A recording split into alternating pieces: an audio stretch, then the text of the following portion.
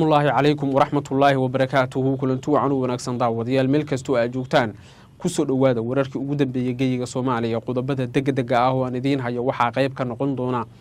xiisada culus oo u dhaxeeya beelaha Ciise iyo Samaroon ayaa laga soo warinayaa deegaanada kulaala xeebaha iyadoo ciidanka beesha Ciise la soo warinayo inay doonayaan inay gubaan tuulooyin ay degan yihiin beesha Samaroon yacni waa argoos wax u eeg oo ay rabaan inay ku dhaqaaqaan beesha facaweyn ee Ciisuhu taas oo la sheegay in Samaroonku shalay ay dab qabadsiiyeen tuulooyin fara badan oo ay deganaayeen beesha Ciise xanaaq iyo carada arintaas ka dhalatay ayaa la soo warinaya in xilligan ay ka taagan tahay Lugahayo Ceelgaal iyo Seylac oo ah deegaano xeebaha ku yaala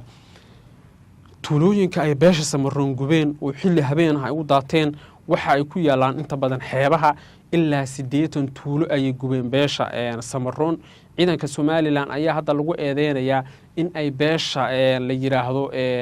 Samaroon ay ku gacansiiyeen inay gubaan tuulooyinkaasi xalay waxa kulan gaar ah yeeshay ugaas Mustafa Maxamed Ibrahim iyo sidoo kale odayaasha dhaqanka beesha Ciise kulanka dabcan qodobadii looga hadlay waa ay waaweynaayeen waxaana inta badan kulamada dabcan looga hadlay in la qaado tallaabooyin degdeg ah oo ka dhan ah ciidanka Somaliland iyo kuwa beesha Samaroon ugaas Mustafa ayaa wuxuu yiri ma jirto tuulooyin aan gubayno oo ay dad rayida degan yihiin dad aan waxba naga galabsan laakiin kuwii tuulooyinkaas gubay waa in gacan bir ah lagu soo qabtaa oo ciqaab adag la marsiiyo waliba Ethiopia ama Djibouti lagu maxkamadeeyo dabcan ciidanka beesha Ciise hadda marka waxay haystaan amar ah in ay soo qabtaan cid walba oo lagu tuhmayo ama la isleeyahay way ka dambeeyeen ficiladii lagu waxyeeleeyay dadka rayidka ah ee baramigeedada ah saraakiisha aan la hadalnay qaarkood waxay inoo sheegeen in ay la yaab iyo ama ka ku noqotay sida xilligan beesha Ciise ay ugu tafaxaydanayso in ay tuulooyin gubto laakiin warka xiisaha leh ayaa waxay tahay hadiiba dagaalku hadda uu noqday in uu ka gudbo xuduudii oo tuulooyin la iska gubayo dabcan maxaa yaala meesha oo kale oo la xirin lahaa dadka qaar waxay ku talinayaan in beelaha Ciise iyo Samaroon ay isxakameeyaan oo wax walba lagu dhameeyo wada hadal iyo wada xaajood iyadoo oo la tilmaamay in dhowr jeer la isku dayay in si fiican loo xakameeyo waxyaabaha la isku hayo balse taasi ay suurtageli weyday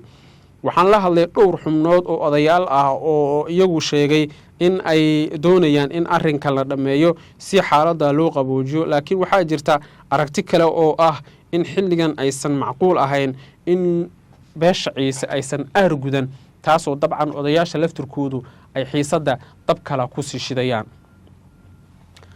magaalada Goldugubna aan fiiriyay magaalada Goldugub oo ka tirsan gobolka Mudug waxa iskugu tagay wufuudi ugu cusleed maamul goboleedka Puntland ka socda odayaal dhaqameed ka socda dawlad deegaanka ka socda waqooyi bari ka socda xataa Somaliland odayaal ayaa ka imaanaya leeyahay Djibouti odayaal ka imaanaya leeyahay يعني waxay ka qayb galayaan caleema saarka iyo macaana shubka suldaanka guud ee beesha Leelkase Saciid Cabdullaahi Dani ayaa tagay halkaasi soo kale wafdi ka socda dawladda Soomaaliya ayaa iyana halkaasi tagay waxay ka qayb galayaan dabcan san xogta idinku sheegay caana shubka mas'uulkan sare ee ka tirsan ama loo caleema saariyo beesha Leelkase xalay magaalada waxa ka dhacay kulan gaar ah oo dabcan u dhaxeeya beesha Leelkase iyo sidoo kale wafdi ka socday dawlad goboleedka Puntland waxay wararkay macluumaadku tilmaamayaan in laga wada hadlay sidii beesha Leelkase iyo Puntland ay u wada shaqeyn lahaayeen Leelkase waxa la yiraahdaa darbi daarood yacni waa niman adag dagaalka ku adag dhaqanka ku adag haybada ku adag waa niman aan si tartiib ah loo jabin karin wada ogtiin hadda kor dagaal waxay la galeen beesha la yiraahdo Sacad habar gidir waxa la soo warinayaa marka in ninka hadda xilka qabanaya ee loo caano shubayo sandaladan inuu yahay nin oday dhaqameed ah oo si fiican loo yaqaano oo lacag haysta oo dadka isku keeni kara oo afgaaban oo la isleeyahay hataa wuxuu heshiis dhexdhigi karaa beeshiisa iyo sidoo kale beesha ay dariska yihiin Sacad xogta la helaya waxay tilmaamaysaa in bilii la soo dhaafay ay jirtay aragti ay soo jeedisay Puntland iyo Galmudug oo ku saabsan in isbedel lagu sameeyo dhaqanka beesha Leelkase taas oo dhacday iyana waxa la filayaa in hal meel maanta ay wada fariistaan wasiir Cali Xoosh oo ka tirsan dawladda Soomaaliya gaar ahaan wasiirka arrimaha gudaha iyo sidaas si lamida wafdi ka socda Puntland oo Saciid Cabdullaahi Dani uu hogaaminayo waxay ku soo garaa saaxiib wararkeena dambe ayaan idin kugu soo tubin doonaa hadeeta markii kugu wareysay ku soo biir janalkan waxaad heli doontaa wararka iyo warbixinada halkan aan ku daabacno soo dhawaada saaxiibayaal meel kastoo aad joogtaan maalin wanaagsan